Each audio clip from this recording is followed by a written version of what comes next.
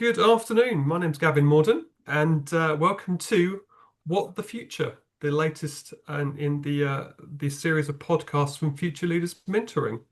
And with me today, I'd like to introduce two people I know very well, two members of the Future Leaders team. I'd like to have both our CEO and our COO with us. So I'll go to our founder and CEO first of all, if I may. So we've got Ian Parry with us today. How are you, Ian? I'm good. Thank you, Gavin. Thanks for bringing me along today. Really looking forward to getting into today's podcast. Wonderful, good to see you in. And Sarah Morgan, our COO, and someone who's a love of podcasts is something that you have. You talk about them quite regularly. So welcome joining us, Sarah. Thank you, Gavin. Yes, it's great to be here, and I do love guesting on a podcast. We see you on LinkedIn regularly, starring in podcasts. So great to be with us. Cool. So today we're exploring a topic that touches workplace, but is often difficult to talk about, and that's bereavement. So it's a serious topic, and we want to see how organisations can respond in a truly trauma-informed way. So in the session today, we'll be discussing over the next sort of 30 minutes or so how leaders and teams can better support employees through grief, what processes and tools can make a real difference, and how leaders can take care of themselves while supporting others who may be experiencing these challenges. But before we dive in, though, I want to acknowledge that bereavement is deeply personal, and every experience of grief is unique. Our aim in this conversation is to share insights and guidance that can help workplaces become more supportive and humane. And before we start, one of the reasons we wanted to start this new series of podcasts with the topic of bereavement is that it's an area that has hit particularly close to home for you, Ian, hasn't it, recently? Mm. So are you happy and comfortable to kind of share, what's happened in your life recently, please? Yeah, absolutely. So I lost my dad at the back end of 2020, and more recently lost my father-in-law. So we're still as a household kind of living and breathing that grieving process. And I guess just watching my wife go through that process, but also have to navigate the world of work and how the process is of managing her not being around in work, how they were handled. And it just got me thinking that it was a really important topic that doesn't get talked about often enough. Um, it's one of those taboo topics that you just don't see around, isn't it? So I was really keen to see what we could explore together as a group, actually. Yeah, absolutely. So, yeah, I think the word, excuse me, that's the dog barking. Can't hear. Um, I think the word taboo is probably the key thing here. It is a topic that is people can feel quite uncomfortable about talking about. And I know we're going to be exploring a number of these topics over the next weeks and months with these podcast series, but particularly bereavement, it is very sensitive. So Sarah, can I open up the questions to you if that's okay? So, what do you define or see as trauma-informed leadership? What does that mean to you? So, in the context of bereavement, I think it's understanding that grief isn't only about sadness. It is, many people have a trauma response to bereavement. So, people might not behave as we expect them to behave. And the timeline for that isn't straightforward either. So it means so trauma-informed leadership in that context then is about creating space, compassion and flexibility for people. And particularly, in the first couple of weeks, lots of people are there and being very supportive. But the timeline, it's not like once the funeral's done, everything's fine. So it's about really understanding that trauma response, that there might be long-term aspects of behaviour and how that trauma and grief is going to show up in the workplace. So it's not about having all the answers, it's about being there in an empathic way and having awareness of the fact that there might be abnormal or unusual behaviours shown over weeks and months after the event. I think we said there about timeline's key because there isn't a timeline, is there? Mm. Ian's already mentioned that you lost your dad in 4 years ago. It doesn't just go away. It's it's and you can't legislate for that. You can't say, right, after 6 months you're going to be better or going to Mm, feel, feel differently necessarily. mm, So that's a really good point. And if you've got anything you'd like to add on that from your perspective. Yeah, I just picking up on the point of the time really. And for me, what I've learned and observed is you kind of feel a bit of a guilt as to what time is appropriate. mm, So you've lost a parent, and then there's a almost like a pressure you put on yourself to kind of, all right, I've got to get back to work at this point. Oh, what will the team think if I'm not back by this point? And it's something that my wife has really struggled with because she's really found the shock loss of her dad such a terrible thing to deal with, and he was such a huge part of her life. Um, and now she's also having to cope with, oh, what are the team thinking now that I've not been around for a little while? And do they think I'm taking the mickey, and will I have empathy when I return to work? So it's that timing and that personal story of it that I think really makes the difference. But it's something that, unless you've experienced it, you just don't understand it. mm, And then when you go back into the work environment, there's not really a lot of chat about it either. So you just mm, stumble back in, and if there's not the right environment and something you talk about, Sarah, the psychological safety of it. If mm. you don't have a psychologically safe environment to come back to, it makes it so much harder to handle. Absolutely. And then I think in terms of coming back to the trauma informed part of it as well, I think people understand if you're tearful and sad, but if you're irritable or, easily angered or, much more fractious than you would be normally, people find that incredibly difficult to understand without recognizing that that can very much be part of the grief process. Yeah, Yeah, they're expecting tears and tissues rather than, anger and feet stamping. And sometimes it doesn't look how people expect it to. yeah, good point. Yeah, that's a really good point, actually. Don't you expect people to behave the way they would do in the movies, Mm, but we're all humans. We react to things in different ways, don't we? How do yeah. you how do you feel? Do you think it's common for bereavement to be discussed in the workplace? You said, Ian, that you would stumble back into the workplace, which is a good description in some ways, because you may not want to be back there at all. You may not be ready to be back there, but there might be an expectation that you said the team might be looking for you, when are you coming back? But do you think that the people have a challenge discussing bereavement in the workplace? Oh, absolutely. It's just an awkwardness, isn't it? And Hmm. some of it you can put down to the culture, the British culture of just feeling awkward about those things, but there's not many folks that will approach you and ask you direct questions and check in with you. There's a there's an element of people keeping their distance maybe as well, the fear of, is this guy going to break down in front of me, and the embarrassment of maybe triggering that. Mm, Whereas I guess, again, it's a really truly personal thing, and part of the coming back into work, I think some of those questions need to be addressed with the leaders that are supporting you. So, mm, hey, how can we help you in this? Is this mm, something that you're really comfortable talking about? Is this something you'd rather us stay away from? How can we get into some of those conversations with you and just make mm. sure that when you're back in work, um, you're really supported.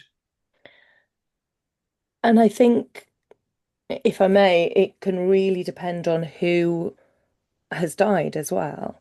Right. How people react to a grandparent or a parent versus a sibling, a partner, a child, a best friend. It can be such a broad range.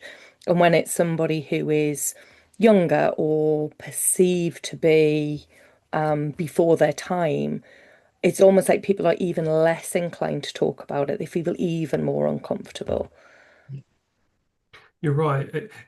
It's a something that bereavement is very personal, but a lot of people won't have experienced it in maybe not, hopefully, Mm. it's being so close to it. Even me talking about this, no, I'm choosing my words really carefully because it's really sensitive. Mm. I was when you're saying about loss of a sibling. I've got two younger brothers, and it's suddenly made me think. I wasn't even thinking that way when we were talking about planning this bereavement session. I was Mm. thinking about loss of a parent or a grandparent, but it didn't even. And you said the word friend. You know, Mm. when you if that it's such a wide range of people that could be impacted. It's not necessarily direct, your direct family as well. It could be, once, twice removed potentially. And you're Mm. right, people don't, if you're close to someone, you're close to someone. Mm. That's the key point. So that whole thing around what's in that situation. Yeah, absolutely. Okay. Um, when you went back to working, if you can answer this, you mentioned about people checking in, did you find people checked in with you? Or what did they keep the distance? I think those that had the longest relationships with me did a check-in, but that felt more that it was a personal thing. So, hey, and I've known you for a period of time now. I feel a closeness to you. So there's a check-in to that. But most of the conversation was very work orientated and not really about any sort of check-ins. And once you're back into work, and of course we might touch on this later, but bereavement is treated as part of a sickness absence process. Yes, So hey, Ian, your sickness is over now because you've returned to work. Well done. You're no longer part of the sickness absence process. So we won't be putting you down a disciplinary process. So yeah, so once you're back in work, the boxes have been ticked. I think you're right. It becomes embroiled in something which is quite Mm. HR led, Yeah, and yeah, that's very absolutely. different.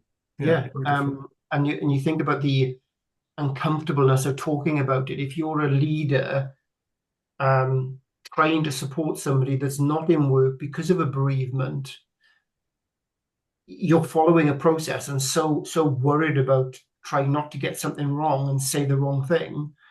And then the whole process becomes, the thing that you hold on to as a leader because that gives you comfort, but then you're missing some of the human touches as part of it as well. Absolutely. What are your thoughts, Mm. Sarah? So it's really interesting because I've seen it done for me personally really badly when my sister was going through chemotherapy and then passed away from breast cancer, where it was very much, there's no compassionate leave. You get a day off the day she dies, you get a day off for the funeral, that's it. Anything else needs to be, you know, time off in lieu or holiday days. And they were really clear about that. I was working in London, my sister was up in Newcastle. I wanted to spend time with her while she was going through chemo and when she was in hospice. And I had to use my holiday. There was very little flexibility. It was, this is the policy, this is how it is, deal with it. Which led to an aspect of resentment and me feeling that I would very much work to rule around that point in time.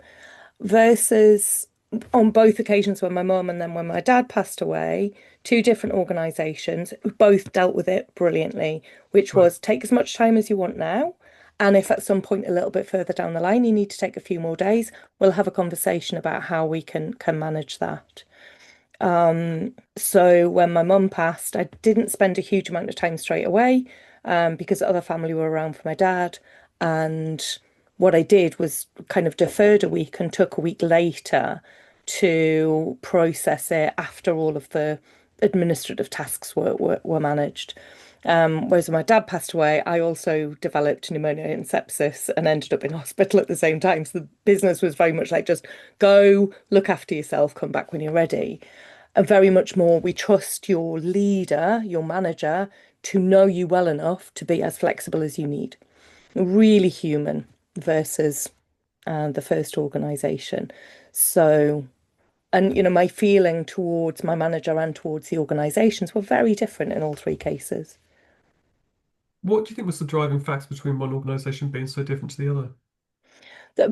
Recognizing the humanness of it and trusting the leader, trusting my manager to say, you know your people, you know if someone's taking the mickey or, making the most of it versus going, well, policy says 3 days, so you've got to be back.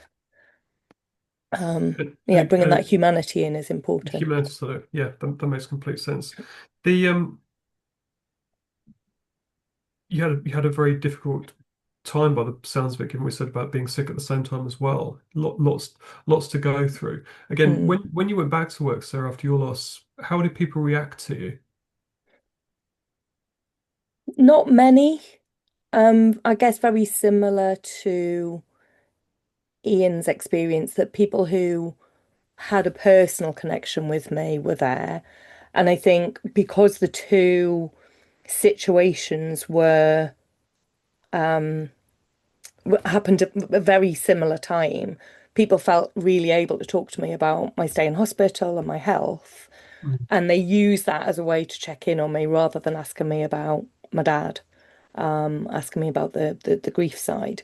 And interestingly, I dealt with that all fine until we sold the family home. And that's when I fell apart and actually needed some time off. Right. So that's that timeline piece again, isn't it? That Yeah. you that you've got HR policies which are saying, right, this is the expectation, this is when you're going to be given this chunk of time, potentially however big or small it might be. But the flexibility comes in that you need to know your people, Mm, but being aware that you cannot control the emotion and when the emotion might hit, mm. and being flexible enough to be accommodating when needs be. Is it given what you just both have just said, what more would you have liked from, or do you think managers could do from your personal experience and what you've seen in other situations that could support people practically when they're coming back to work after a loss? I I think it's trying to remove the process element as much as possible. So you're not part of a process, Ian. I'm just trying to help, just trying to make this um, the best way of handling this possible. So, if because you don't really know when the right time is to return to work, and then grief will sneak up on you at funny times, Yes. and catch you unawares. You think you're fine, and then um, I always remember having the first birthday card, and it was just off my mum, and that really hit me. But that was like almost a year later. I thought I was, getting on with things absolutely fine. So it's about removing those process elements and feeling like it's a process, um, making sure that there's appropriate check-ins, I suppose. So, what are you looking for as far as checking in on day one? Do you want to have a return to work that's a little bit more fragmented? So, do you want to just get back into things and see how you feel? Or do you want to come in on like a half day and then have a little bit of time off and Mm, back into things? Do you want to maybe look at the role that you're doing? If you're in a really stressful role, do you want to think about the tasks that you're handling, and also just dealing with the team dynamics as well, and making sure that the team understand what you're going through, and that you appreciate that we're all trying to help in one way, shape, or form. It's not, hey, and you're back in, we're reducing your role, which it'll feel a bit uncomfortable anyway. But this isn't about you handling this in an unprofessional manner and we can't rely on you anymore. It's, we value you as a long-term relationship with us, and we want to help you in any way that we can. Yeah, absolutely. What be yourself, Sarah? So absolutely that. The other thing for me is, and this sounds a bit weird, but making a note in my diary. So if I've had someone in my team or somebody in that environment who I know has had a loss, the anniversary of the loss, Right. the person who's past's birthday, other, significant dates, to be aware of the fact that those days, even if the person doesn't realize that they're going to struggle, that subconsciously they're probably more likely to be a bit raw and sensitive on those days. So again, it's that trauma informed, recognizing that it's that it goes beyond, and therefore these dates are always going to be tricky or potentially always going to be tricky for people. The being informed or educated, however you want to position it, I'm thinking back to working in the corporate world. Um, I've never had any sort of formal training on this that I can Mm, recall. And there's been times where I've been in situations where people in my team, it's happened twice where two people in my team have lost their lives. Didn't know them particularly well, but there was still that impact, of course. mm, And as a manager and a leader of people, I don't remember ever being given any sort of like right guidance, right? This is how, not from an HR perspective, here are the processes, but the emotional, how do you deal with this and support the families and do the right thing? So, what are your thoughts on how kind of businesses educate and inform their staff on this, and so they can support each other? Have you had the same experience? So I haven't personally had the experience within the workplace, or at least not closely. Um, I was at one organisation where my there were two of us in heads of roles, and one of somebody within their team. Um, we're going to have to put a trigger warning on this now, unalived themselves. Um, and they did a lot of, they brought counselors and therapists in. They had like walk-in centres where people could go talk about it. That I think the organisation handled it absolutely beautifully, but it was reactive. Yes. Um, there are some really good, even single day courses. Even things like mental health first aid can just give people enough of an understanding about how to hold space in a way that's really meaningful and safe for people. So a conversation that I know we've had in other contexts around people paying lip service. And I think it's about taking as an organization where, we care about our employees beyond the lip service to say everyone needs to do a little bit of training around how to hold space for somebody who's going through something, whether that's a bereavement or something else.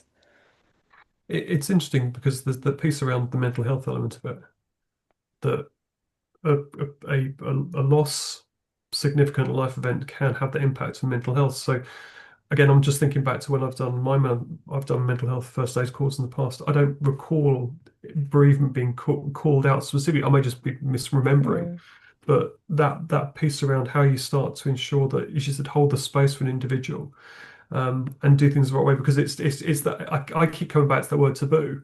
mm. Whereas we talk a lot more about mental health, we don't tend to talk about bereavement. Yeah. What do you think, Ian? I guess I'm trying to be practical about this too. Yeah. So when you think about training in businesses, it's all about the need. Hmm. So we have a risk. So as a business, we train people because we think if we don't, things will go wrong. And it's about the level of risk related to the amount of training that somebody needs. So, cybersecurity, how to speak to people on the phone, all of these things. It's about creating the right environment so that we don't do the wrong things. Okay. Um, Yes. and as a leader, thankfully, you don't deal with bereavement that often. So I think it's really more about the culture that you create as an organization to treat people with compassion and empathy and kindness. And, Yes.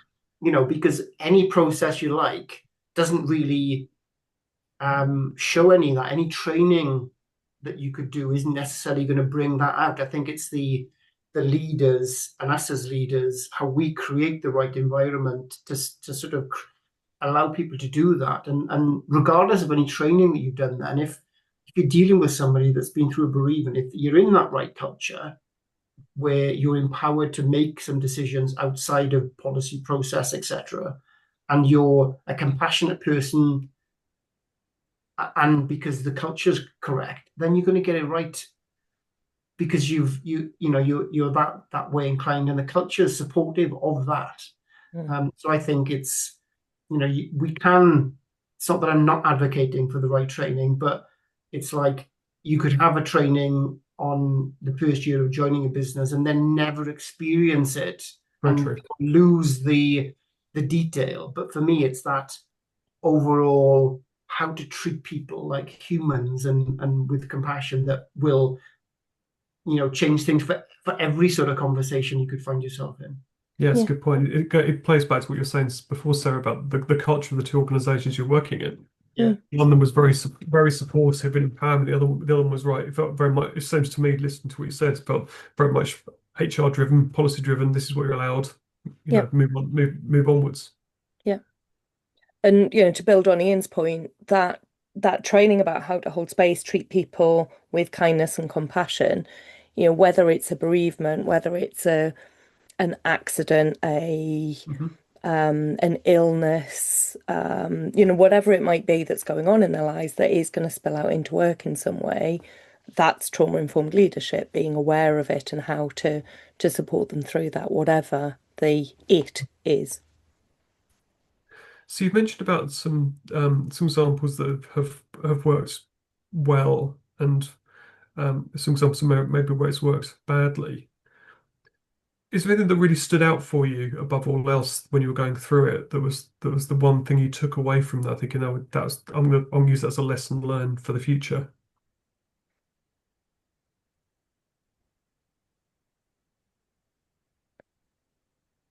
But for me, I think it comes back to the timeline again. So aware of in my personal situation, in that first 2 weeks, there's an abundance of support. There's flowers turning up, there's cards, there's messages, there's check-ins.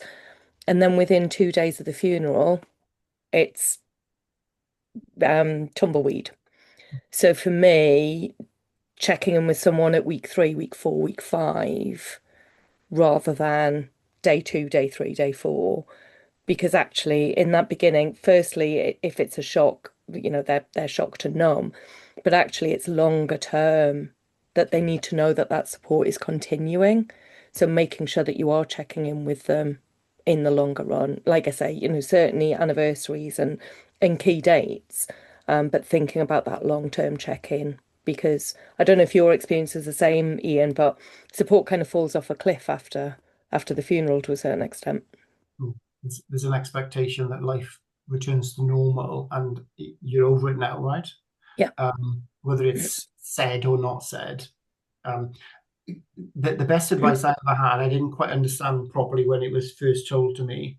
Um, uh, a woman that worked with future leaders actually said after my dad passed away, you absolutely need to be kind to yourself. I kind of went, oh, okay, yeah, it's a bit of one of those things that people say, thank you very much, and a little bit glib, but it's really like taken on life for me now in the sense that you are so hard on yourself when you're dealing with the bereavement in lots of different ways, trying to get yourself back to work, feeling guilty, and the regrets that you feel, and whether you find yourself laughing one day and you're like, oh my God, have I forgotten my dad already?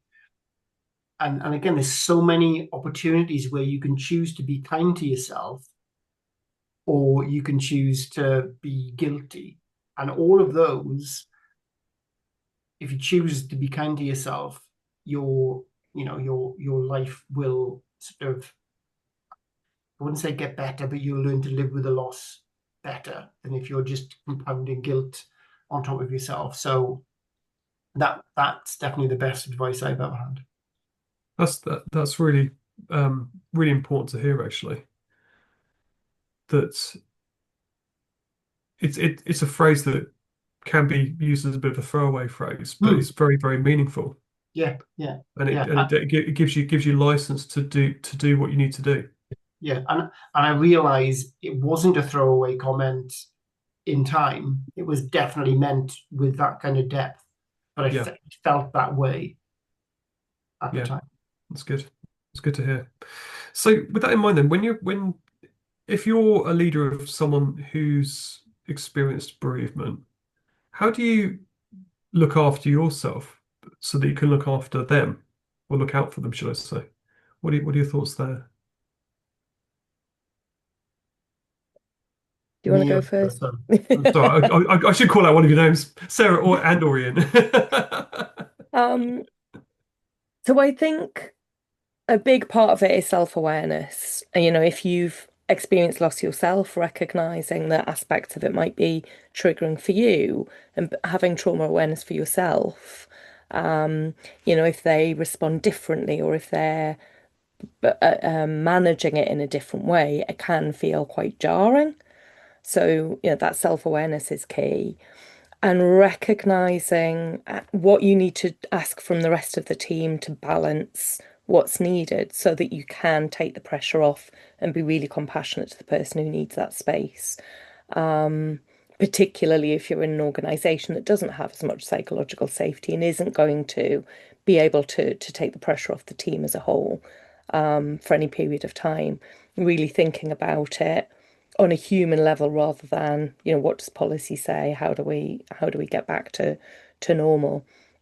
And checking in with the rest of the team, finding out who's close, who can step in, who can carry some of that load as well, so that you're not carrying it all on your own shoulders. Yeah, And totally. then one of my absolute pet topics, as you know, is, personal resilience as well. So as an individual, are you sleeping well, eating well, being well hydrated, keeping your body moving? Because if you're not in good shape, you're not going to be able to be there for your team either. No, absolutely. It's such an emotionally draining time potentially. And looking after. I also, if that member impacted is a member of a team of your team, Mm. it could be that others knew that the person who, how they're reacting to it, but maybe knew that person too. So it can have that Yeah, wider halo effect across the function itself. What yeah, are you thinking? What are your thoughts? Yeah, I think there's that saying, isn't there, that you can't pour from an empty cup, which kind Mm, of follows on from what Sarah's saying.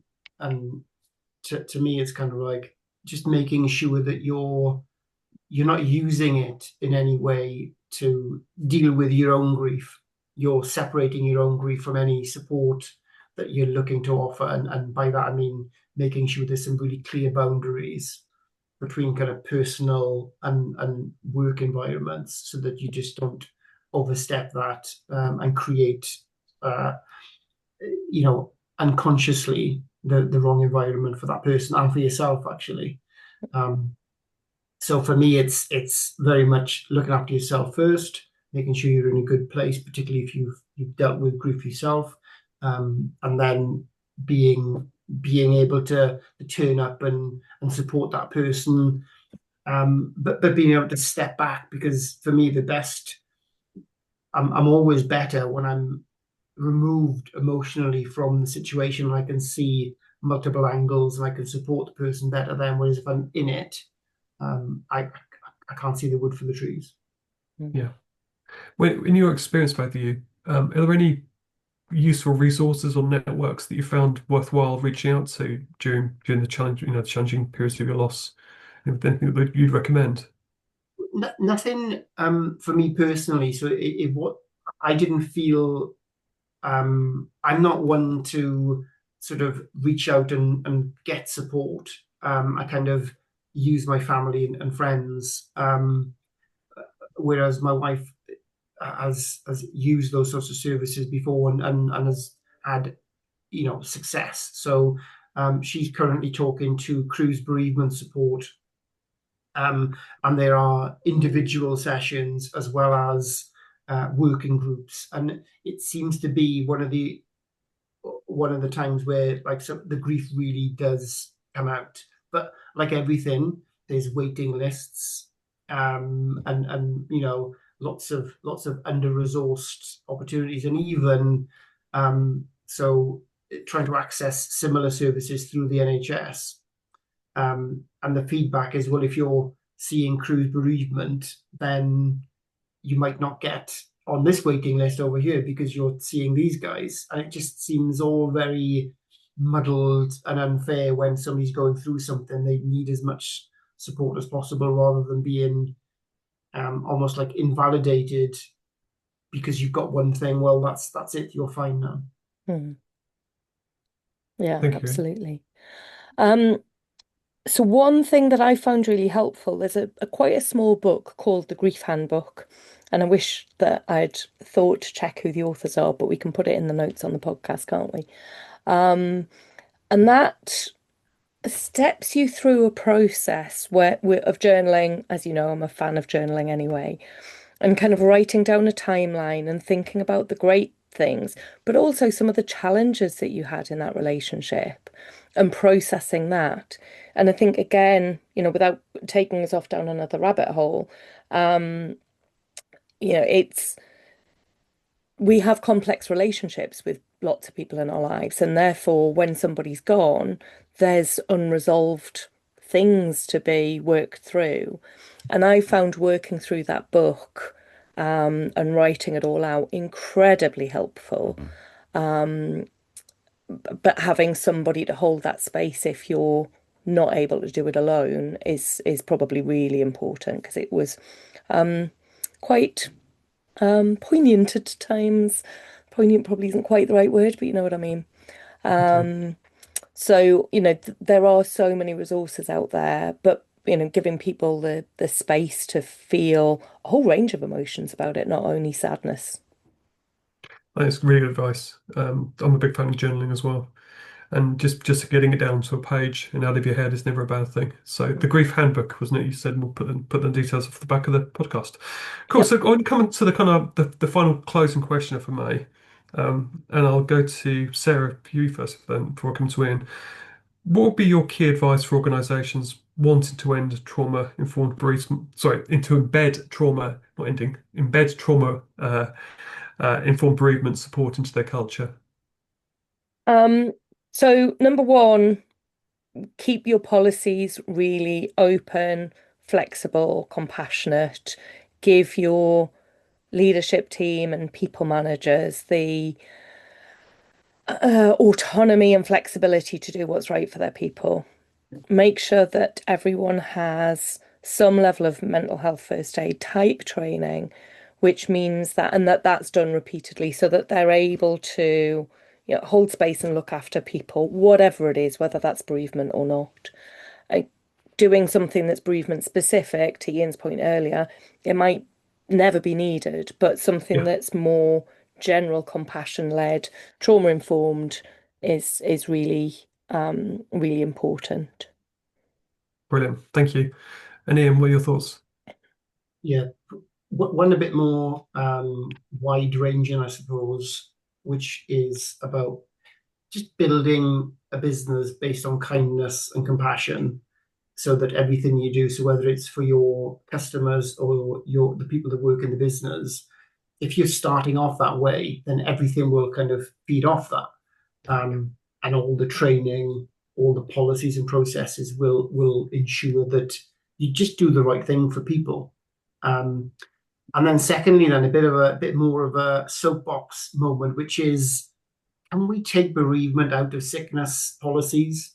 Like, because it isn't sickness. You're not sick. You're dealing with something. So, just the simple notion of taking bereavement out of a sickness policy and not following that process, which just doesn't seem fit for purpose to me, would be a massive step forward. And I'm not sure if anybody has done that, but I think that's something that should be done.